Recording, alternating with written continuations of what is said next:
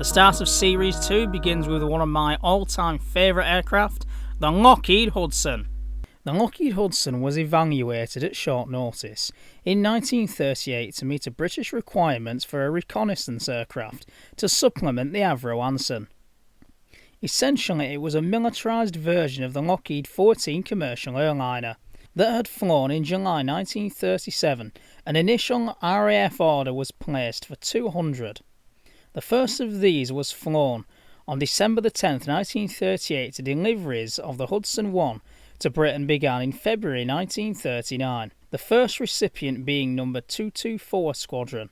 On arrival, many were fitted with twin-gun Bruntingthore Defiant turrets. On the outbreak of war, the RAF had 78 Hudsons on strength, and on October the 8th, 1939, one of them destroyed the first German aircraft to fall to the RAF's guns, which I believe that was a Ju-88. In the war, Lockheed supplied 350 Mark 1s and 20 similar Hudson Mark 2s before introducing the Mark 3, with more powerful Cyclone engines and Ventinal and beam guns. 428 of this version were ordered.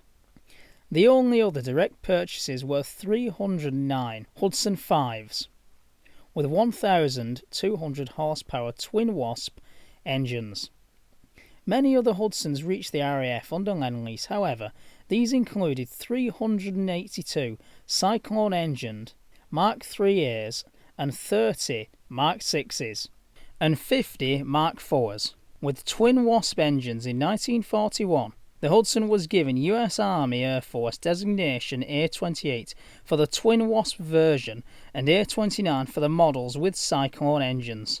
82 A-28s and 418 A-29s went to the US Army Air Force, except for 28 A-28s that were transferred to the US Navy with the designation PB-01 in service with Squadron VP-82. One of these became the first US aircraft of the war to destroy a German U-boat. The Hudson continued in frontline service with Coastal Command until 1943, but undertook a variation of wartime duties that included agent dropping, transport, and operational training. Lockheed Hudson 3 of number 269 Squadron, RAF, winter 1941.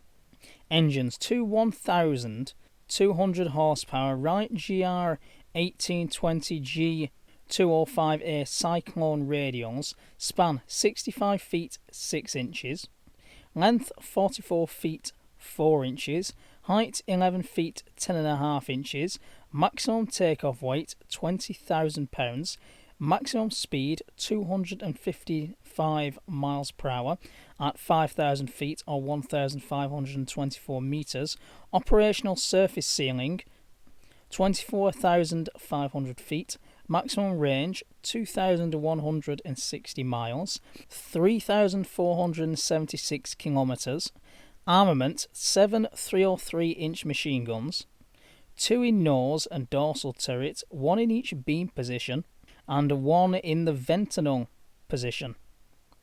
Up to 750 pounds or 340 kilograms of bombs. There is a restored one flying in New Zealand. I believe it's the Southern Island, and if I could, I would honestly go there and see it. Such a good looking aircraft, and it performed so well during the war, especially on training missions and transport missions, that a Beaufort pilot was being transferred from North Africa and he was going over to Gibraltar and then of course coming back home, and unfortunately both engines failed on the Hudson on takeoff, and this guy had gone through so much only to be killed in what is of course a freak accident.